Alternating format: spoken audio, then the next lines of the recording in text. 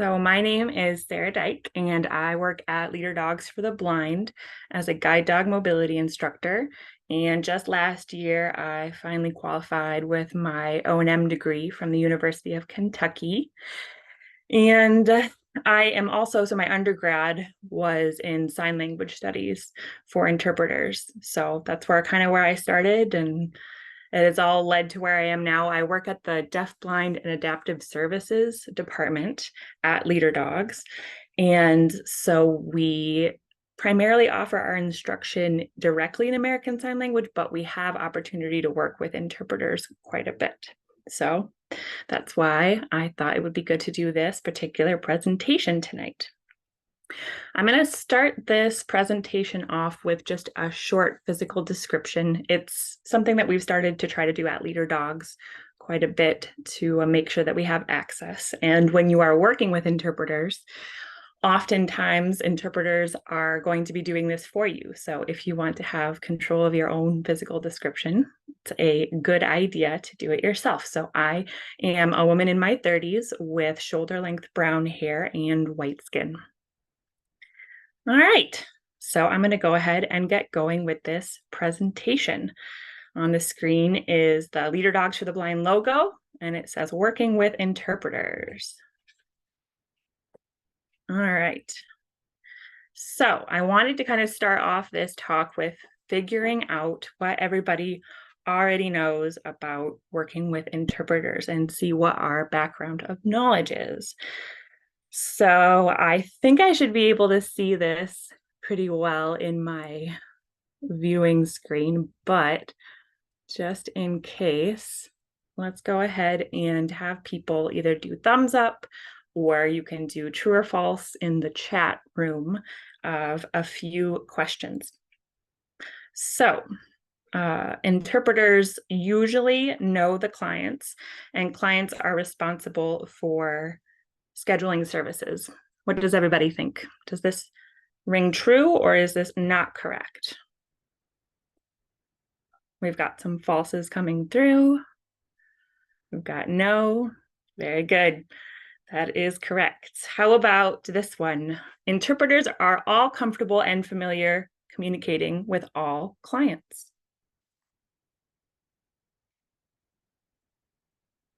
You guys are so good at this. You know so much already. That's very lovely. We've got a lot of falses in the chat. How about I can tell an interpreter what to and what not to interpret? Is that true or false? I guess I'm asking a lot of false questions here with answers too. Might have to think about that for the next time I give this presentation. I should speak when I am speaking to the client, when the interpreter is interpreting, I can directly address the client.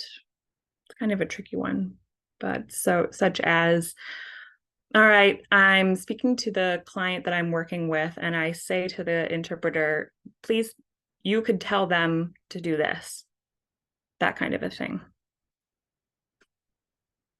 Yeah. I think I need to figure out how to word that one different. So how about the interpreting of information from English to ASL happens simultaneously and usually takes about the same time for each language. So when someone's signing, it takes about the same amount of time to interpret that into spoken English. Yes, another false. Maybe I'll throw in a curve to see if there's a different trend. The interpreting accommodations, so this is another one, that are needed when you're working within the deafblind community and with deafblind clients are usually consistent within the community. So basically, you know, if you are working with somebody who's deafblind, they're going to have about the same accommodations. Yes, more falses. Beautiful. Thank you. And last one, this I think potentially could be the most controversial.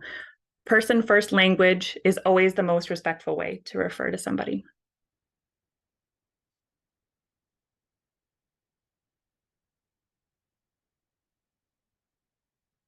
We've got sometimes, we've got true unless they say otherwise. We've got a false. We've got a true. I'm glad at least I managed to get some answers that were true within there. But we will go over all of this as I go through my presentation.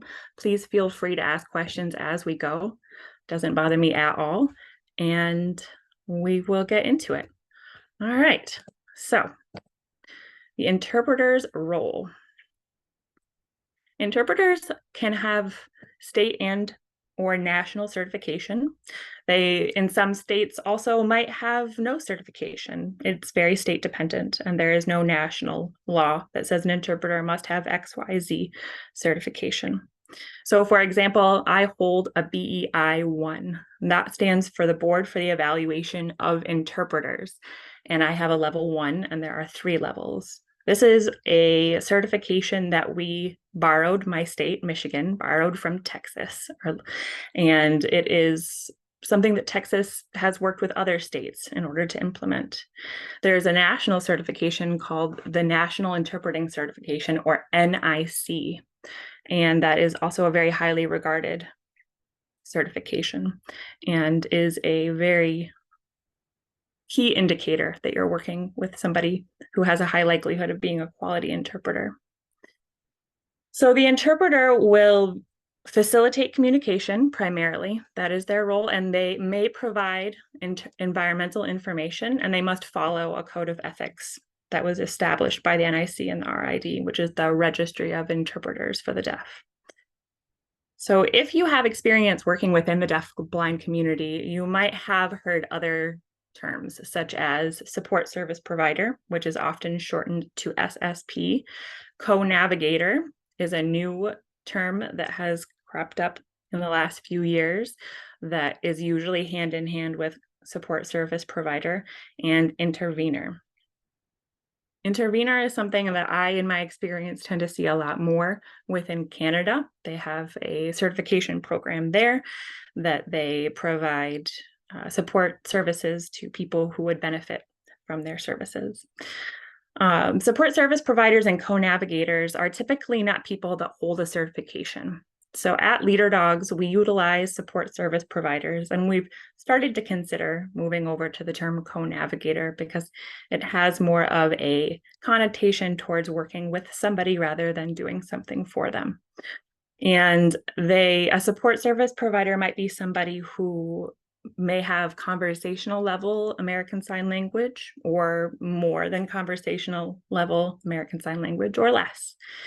So for example, they might facilitate a social gathering. They might help somebody as they go out to go grocery shopping, access the environment by describing the environment to them. They are not somebody who's bound by a code of ethics, at least in the US. In most cases, we don't have that kind of infrastructure in place.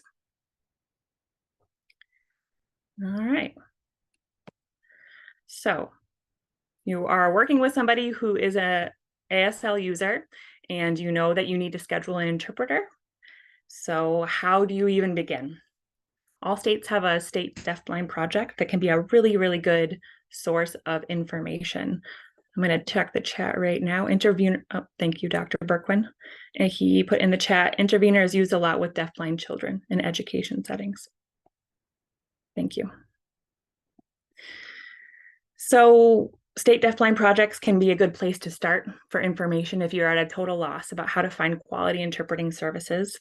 But my general go-to is to reach out to the client themselves and figure out their preferred interpreter and their most accessible form of contact, of communication. It's going to be incredibly different going back to what I talked about in the beginning of, everybody will have the same accommodations and the same accessibility ways that they access language. So that's just going to be incredibly diverse from individual to individual.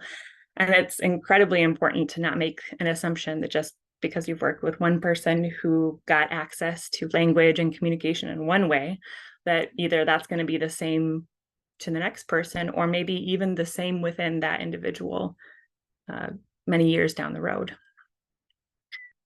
So figuring out if they have a preferred interpreter and figuring out what is their most accessible form of communication, it's most likely not a phone call.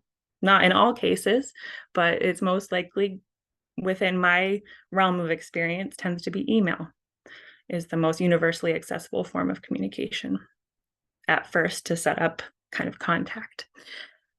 And then when you're communicating within the deaf community, it's a very different situation. When we say visually impaired within the blind and visually impaired community, it doesn't have the same connotations as it does within the deaf community. So I would recommend avoiding the use of the term hearing impaired. I tend to use hard of hearing, or I just, as somebody said back in the chat at the beginning, talk to the individual first, get their preferred labels that they use. So you've reached out to your client that you're working with, and they don't really have any leads for you on somebody that they would prefer to work with. Your next step is to look for a local community interpreting agency. In my experience, there are more nationwide interpreting agencies that just don't have as much of a root within their community and how they operate. And they might not be as connected with ethical practices when it comes to interpreting. So then it's an even bigger bonus, of course, if they indicate that they have experience working with people who are deafblind.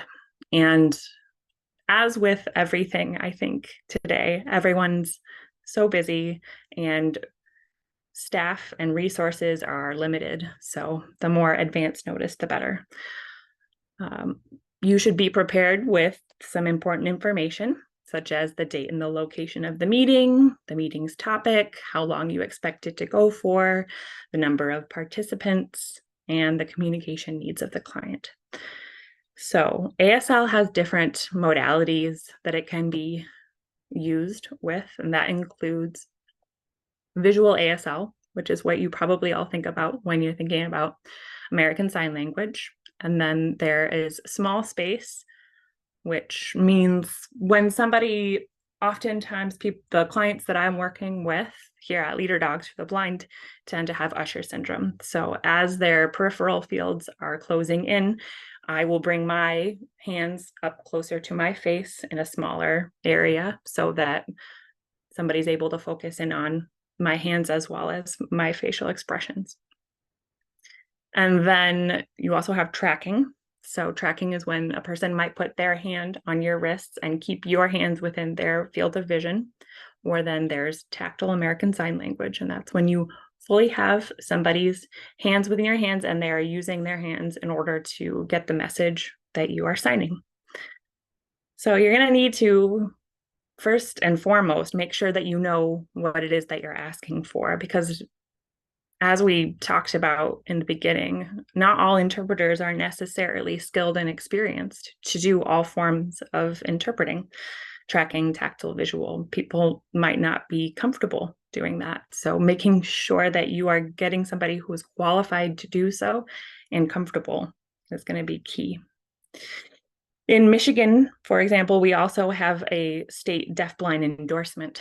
And that means basically that you've met a specific number of CEUs for the year that state that you have some knowledge in working within the deafblind community. So then there's also typically a 2-hour minimum charge. And interpreting is expensive, but it is incredibly worth it because otherwise you are not going to be getting the message across for this very important work that we all do. I think that a lot of times people can get put in sticky situations where you rely on family members or friends to do interpreting for you, and that can lead to so much missed information and a lack of independence and self-efficacy in the form of your client that I know that we're all working hard to make sure that we improve. So having a certified, qualified, and prepared interpreter is very important. All right. So during the visit, it's very important to make sure that you, if you can, meet with the interpreter beforehand and explain the purpose of the visit and any unique terminology. That could look like a Zoom meeting, that could look like an email that you send out beforehand. If you have any kind of handouts, I'll make a list of all of the unique O&M terms that we use, or guide dog terms like squaring off, cut back turns, anything that might not necessarily translate super easily from one language to another. Think about it as if you were giving somebody an O&M lesson 101 and figuring out exactly what it is, the concept that you're trying to get across, rather than just the words. And then when you have your first meeting with the interpreter and the client, I would allow for some time for the interpreter to gather a language sample and or dialect from the client, and just to build rapport. There's not only differences all over the country with people and how they use American Sign Language, but there's also differences in how people might be able to visually access American Sign Language based off the day or the time or how they're feeling that day. So having the opportunity as an interpreter to make sure that you know how to set up your lighting, your sign speed, anything that you might need to do that day to be as clear as possible with the client is going to only really help your lesson be able to get across effectively. So then, as you all know, of course, since you all answered false, we are speaking directly to the client. We are not saying, tell him or her this. It's very important. And even though I often feel like maybe this is something I don't need to keep telling people, it happens time and time again. It's very important that when you are addressing the client, you are talking directly to them, despite that extra person you have there in your class or your session or your lesson. Think about your lines of sight as well, making sure that you're not stepping in between the interpreter and the client. There's kind of a phenomenon that happens where people sometimes get very nervous to do any kind of crossing in front of a interpreter and a client, or two people signing in general. Walking through quickly is not going to cause anybody to have any big interruption in their communication. But if you are trying to demonstrate something for your lesson, say with the cane, and you're standing in front of the interpreter, or the client is having to look down at your hands and then back up at the interpreter, it will cause a lot of delay in your lesson. So better to make sure that the line of sight to the interpreter is established. And then using a physical ID. Like I talked about at the beginning, it's very important, I think, for people to make sure that they understand that somebody who isn't accessing the world visually or auditorily might not have the full picture of the environmental cues that go around us. So making sure that we have full access and taking control of your own access by giving your own physical ID is very important. So then, of course, thinking about our jargon, any field-specific language, being prepared to explain what it means, avoiding idioms, jokes, metaphors. This is something that I say, but then I often end up inevitably trying to make a joke during a lesson where we're using multiple interpreters, and it just doesn't go over well usually. But I will probably continue to try. And then speaking naturally. It can be very tempting when you are working with an interpreter to watch them and kind of guess what it is that you're saying, that they're signing, and then you end up losing your train of thought, and the interpreter is not able to chunk things together in a way that makes sense. So I would encourage you to just speak naturally and try, if at all possible, to present information in chunks and finish your sentences. So then the next part is being prepared for interpreters to switch periodically or to need breaks. There have been studies shown that the message that is delivered when an interpreter interprets for longer than 20 minutes suffers greatly. So as a result, it is an industry standard that interpreters switch at a regular basis, usually around 15 to 20 minutes. There's a big difference between spoken language and signed language in that we are delivering the message often simultaneously, because when you are in a room with somebody, you can't speak usually at the same time. So you can't have somebody presenting in English while an interpreter is speaking in Spanish at the very same time. It's going to cause a big jumble of words. So you can have simultaneous interpreting with American Sign Language. So that processing time and making sure that an interpreter is getting all of the information and then producing it in the target language in a coherent way takes processing time, and the words might not necessarily match perfectly up to the signs. The interpreters usually handle their own breaks, but depending on the situation, it might be helpful for you to keep track of time and announce those breaks as they come along. So that might be something that you can check in with them for.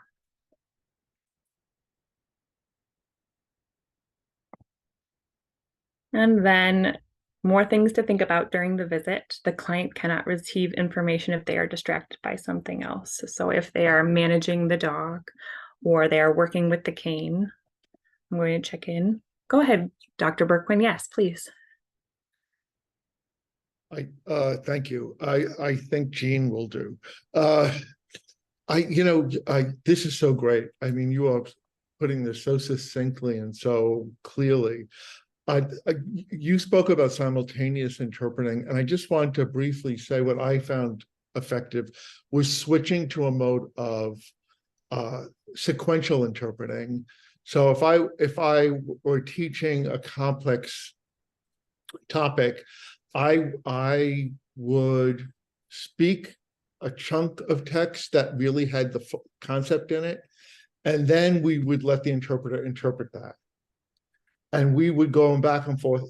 So you can, and most of us see interpreters like on TV, they're doing everything at the same time as the speaker, but you can go to a sequential mode where the interpreter can really make things much more clear when they have that time to actually process the concepts and the ideas. So I'm just making a suggestion that that's an alternative to that simultaneous situation, which can get so difficult. Thanks. Yeah, thank you for that. I appreciate that input, because specifically when I'm often providing my instruction, I'm not thinking necessarily about one-on-one interpreting. I'm thinking more about a group lesson where that can still be done, but it's not something that people often think about. So I appreciate that. And I think it's important for people to think about how they're presenting their information in advance in order to be able to do that as a skill as well. It takes a lot of planning and thought. So going back towards, if the client is looking down at their cane or working with their dog, don't continue to talk. The interpreter is desperately trying to remember exactly everything that you are saying, and it will not come across in the same way that you mean it to. So making sure that the interpreter has the attention of the client, whether that mean that they're making eye contact with each other, if they're hands up with each other, or whatever it is that happens to mean for that specific situation. If there are multiple participants, always begin speaking by identifying yourself. That way the interpreters, again, are not having to remember every single person's name within the group. So that comes down to remembering that if you're switching back and forth, saying again, this is Sarah speaking. If the visit is going to include a walk of some kind, make sure that you are giving your instruction as much as possible before or after the route. Stopping during the route, especially in guide dog land, has a number of unintended consequences, especially when you're working with somebody to either teach their dog something or you're making a new partnership. You're really reducing the fluency of that person's travel if you're having to stop all the time. Allow them to get their dog settled or get their cane put aside somewhere and then bring their hands up or make eye contact with the person that is going to be interpreting for you. And you're also contending with a number of different lighting sources when you're outside. And those can all really impact the amount of information that somebody who is getting information visually will get. When you are working with somebody before the walk, you can set everything up perfectly, making sure that the person that is signing, the interpreter, you do not have your backs to a light source, the window or a light, making sure that everything is set up ideally. Is not going to happen when you're out on the street. So making sure that you've set up your lesson in a way that allows you to give the bulk of instruction in a place that's controlled and more easily accessed will help a lot. And then establishing touch signals, because you're not always going to be able to give all of your information before or after the route, right? There's going to be stuff that comes up despite your best efforts during the route. But thinking through what you think you might need to give the client in terms of feedback. So in my world, that ends up looking a little bit like what I have listed after established touch signals. So in the important one, right? Stop. Yes, no, directional signals, which left, right, something lesson specific. So if you're working on cane arc, how can you set up a touch signal on that person so that they know as soon as maybe you tap? So if the person's back, I'm holding up my hand with the back of my hand towards the camera. And if you tap on either side of their body, of their back, they know my cane arc is starting to suffer and I need to correct it. Rather than having to stop and have the interpreter put their hands up with them and tell them, okay, this is what I'm noticing. Remember, keep your cane arc consistent. You can just quickly give them a touch signal. I'm going to check out the chat. Yeah, Misty, I can also definitely give you some examples. So stop often is for me just a hand on that person's shoulder. Yes and no are things that I guess to back up a little bit, I always start with asking that person if they have any background of using touch signals that they would like to use going forward. Anything that they automatically know that they don't have to learn on top of everything else that you're teaching them will be helpful. And I always respect whatever it is that they have the history of using. That being said, I'm going to go into protactile language a little later on in this presentation, just a brief surface covering of it, but there are protactile signals for both yes and no. And yes is a tapping motion on a person's body, and no is a swiping motion with your hand. There are specific parts of a person's body that are usually allowed to be used for touch signals. You're going to also want to check this with the individual that you are working with as well. Everybody has their comfort level, and making sure that you're asking for permission before you touch somebody is, of course, always important. So common areas of the body that are usable for touch signals are the back above the bra line, the arm, maybe if you're sitting with somebody, you might be able to use the tip of their knee. So those are often places that I use. Directional signals are huge for me. So where I'm often working in environments where people are not that comfortable with their orientation, they've come from their hometown to Michigan and they're having to learn a whole lot of different routes. So when you're teaching somebody a new route, having to stop and give them information about the direction is going to take a lot of work. So with the directional commands that I use are on somebody's back, taking your the knife edge of your pinky and swiping up in the direction that you want them to go. So you might go straight up their back, up towards their neck for forward. You might go over to the right for left, over to the right for right, and over to the left for left. The nice thing about that is I believe the touch signals that are directional have way more clarity when it comes to turns. You're not saying, oh, just a little bit more of a left, not a little bit more right now. You can actually show somebody the arc that they're making and correct them for when they are making that. We often have very specific ones that we use for the guide dog world as well, such as reinforcement reminders, reminding people to give their dog a cookie when they have accomplished something that they wanted them to. That for me often looks like tapping their treat pouch. So use stuff that you're not going to have a whole lot of context to understand. The simpler, the better. And then anything really that you potentially might want to work on with that client. So if you're going out and you are working, we talked about CANARC, if you're working on the client being able to move down the street in the presence of dog distractions, thinking about guide dog land, you might be able to give them that environmental information of when a dog is approaching and when they've gone by, and then they can start to use that information to provide reinforcement to their dog. This is all of the teaching phase, right? This is stuff that as you're walking along with somebody and you might be able to give them that information in the moment, that this now you can do without having to say it.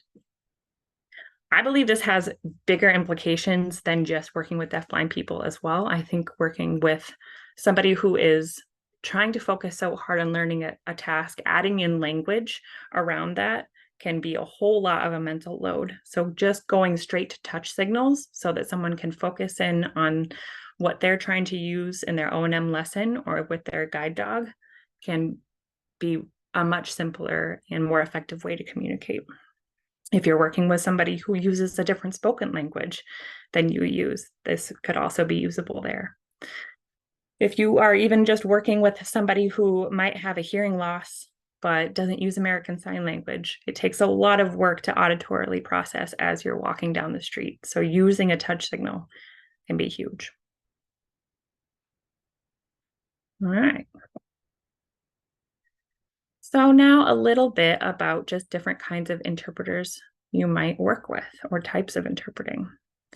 Something called a certified deaf interpreter can be huge. So this individual will be either deaf or hard of hearing themselves and have demonstrated knowledge and understanding of interpreting deafness, deaf community, and deaf culture. The deaf community and deaf culture is a whole other presentation, so I won't go down that right now, but being able to know that you have somebody on your interpreting team who is able to clarify the message in a way that is going to be effective for someone who might have minimal language skills or might be transitioning over from a visual to a tactile modality is extremely beneficial. And even the most skilled hearing interpreters will admit that working with a certified deaf interpreter can be a game changer. So asking the agency that you work with if they have a CDI on their staff is a great idea. They might have specialized training. They might use gesture, mime, props, or other tools to enhance communication. So the logistics for that is something that I think people often want to know. So when that's happening, so say that I'm providing the message in spoken English, and then what would happen is a person who is able to access my message auditorily, so the hearing interpreter, will then interpret what I'm saying for the certified deaf interpreter. They will then take that message and move it over to a way of accessing that is most effective for the client that you're working with. And it is a fantastic thing. So highly recommend working with a CDI if you have that opportunity. So haptics and protactile language, depending on the client, they may or may not request somebody who is trained in the use of haptics and or protactile language. Haptics is a way of providing environmental information that was developed in order to kind of codify and give a lot of information about what's happening in the environment, about whether you can give haptics for describing a bathroom as you walk into the room. And the Helen Keller National Center has a wealth of knowledge on how to either get training yourself in haptics or what haptics is. And I will admit that that is not my strong suit when it comes to understanding. I think that I tend to have a lot more knowledge about protactile language. And even that being said, what I learned basically exclusively from my clients. So that is ever changing and evolving as well. So, for example, a client that have worked with in the past who appreciates the use of haptics, when she presents, she wants to know what's happening in the audience in front of her. As a person with vision, I'm able to see, although I'm not now other than Jean, I'm able to see everybody, whether they are yawning, whether they are taking a phone call, and that often will make me adjust the way that I'm providing the message. So people who are not able to access that information visually appreciate that through the use of a haptics provider, and that person will stand behind them. So in this particular slide, I have a picture of haptics being provided. There are 3 women seated in the foreground. Everyone's wearing black, and the woman on the left side of the image has her hand in a claw shape on the shoulder of the woman in the center of the image. That woman has her hand on top of the hand of a person who is providing American Sign Language interpreting on the far right side. So you're able to set up a room using haptics. You're able to provide tons of information.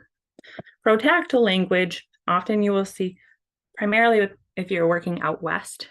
It was developed out in Seattle and has gone through a lot of research and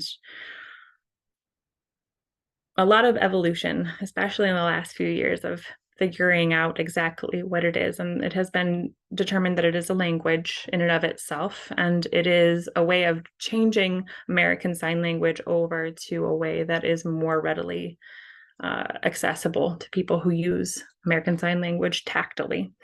And in order for a person to be able to provide interpretation using protactile language, you often have to attend trainings or be immersed within a community of people that use protactile language.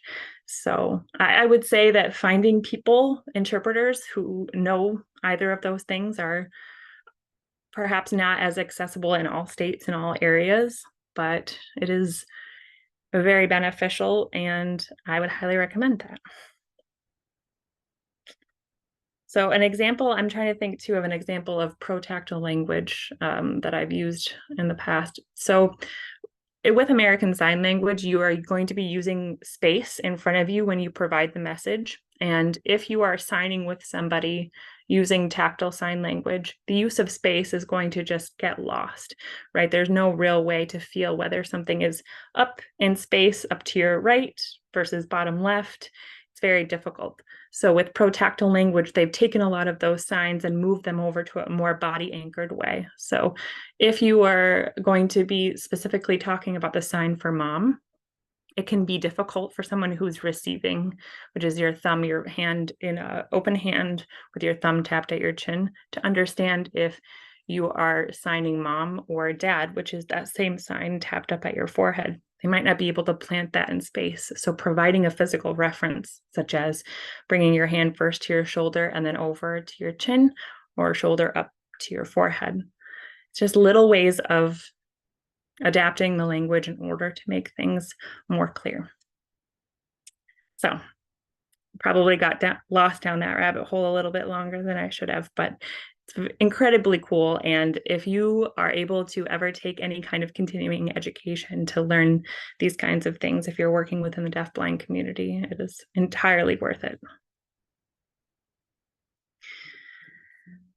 And then going into some less fun stuff, interpreter misconduct. As I had mentioned previously, interpreters are bound by a code of conduct, which mandates confidentiality, respect for consumers, and faithful and accurate relaying of message.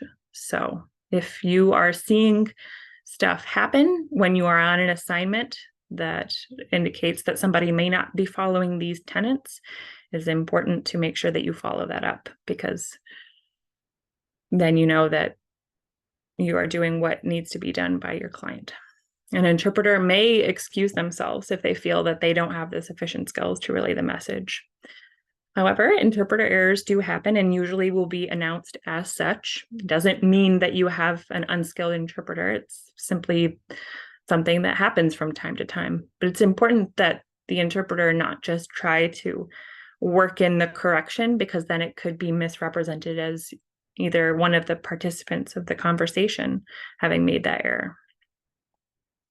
Interpreters should not be offering their own opinion or sharing personal information about the client or other clients. That is a red flag if you see that happening.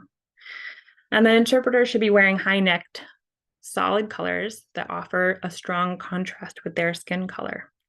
No perfume or cologne, no fingernail polish, jewelry. It's very important that interpreters be dressed in a way that is the most visually accessible for the client. You might see, if you're working with SSPs or co-navigators, you might see that this is not the case. However, these people are not bound by a code of conduct. They are not compensated in a manner equivalent to interpreters, and they are not responsible for the relaying of the message in the same way that the interpreters are. So you'll often see those people dress more casually. They still should not be offering their own opinion or sharing personal information about other clients. So if you are noticing that things are happening that should not be happening due to interpreter misconduct, it's important that you reschedule the visit and notify the agency that you're working with. And then the last thing, I believe one of the last things I want to talk about is a video relay service. This is something that you will often have opportunity to use if you're working with somebody who can still access American Sign Language visually. So this is a federally funded service that allows for people who use American Sign Language to directly access other businesses or companies through a vendor. So the major companies that you might see are Sorensen, Purple, Convo, ZVRS. I'm sure there's more, but those are just a few. So it's free, and clients who can access a video phone have a call placed, and then, sorry, I think my Zoom is crashing.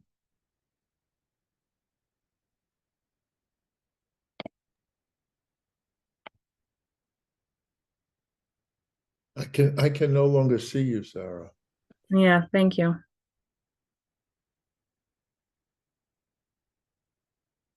Can you hear me still? Yes. Okay. I'm going to try to log out and log back in, I think.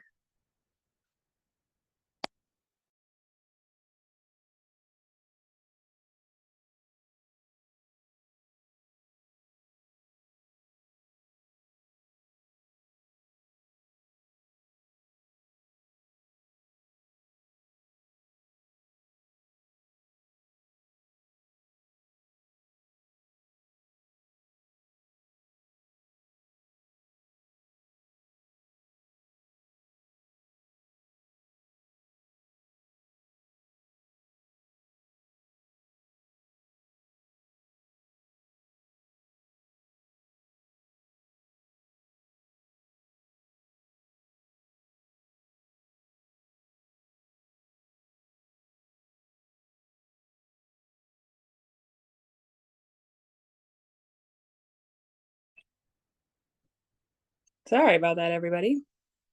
I think my Zoom just crashed on my computer. Thankfully, we were just at the end. Anyways, so Sorensen, Purple, Convo, ZVRS is basically a free service, and clients will have a video phone in their own home. And then when they place that call, it routes to the interpreter anywhere in the US potentially. And then when they are available, they will indicate that the line is ringing, and then they will simultaneously interpret the message.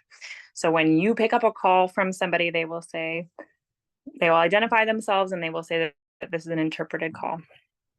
So keep in mind, when you're on one of these calls, communication is going to be slower with American Sign Language than it is with spoken English, especially if you're working with a client who might have a limited visual field or reduced acuity. So there might be lag time from the end of what you are saying and the response from the client. I often myself struggle with making sure that there is the amount of silence after the end of my message to wait for that person to respond, but it is very important. And then you might also need to make sure that that person has had time to then pose a question as well. At the end of that call, you will get an ID number from the interpreter in case you need to call the agency about their service. And then I believe that was all that I had for now. Apologies for having to change from my Surface, but I appreciate everybody sitting through my talk tonight. It is something that I love working within this community and at Leader Dogs. And I am more than happy to answer any questions if anybody has any going forward. Thank you, Jean, very much. It's great having you. And or if you just have, you would appreciate support in the future with figuring out how to work with an interpreter, I'm willing to provide any consultation necessary. So there you go. Well, thanks so much, Sarah. I know I learned a whole lot. That was really fascinating. So thank you. Good, I'm glad. I enjoyed talking about it. Any last minute questions for Sarah? We can totally pick her brain while she's here. All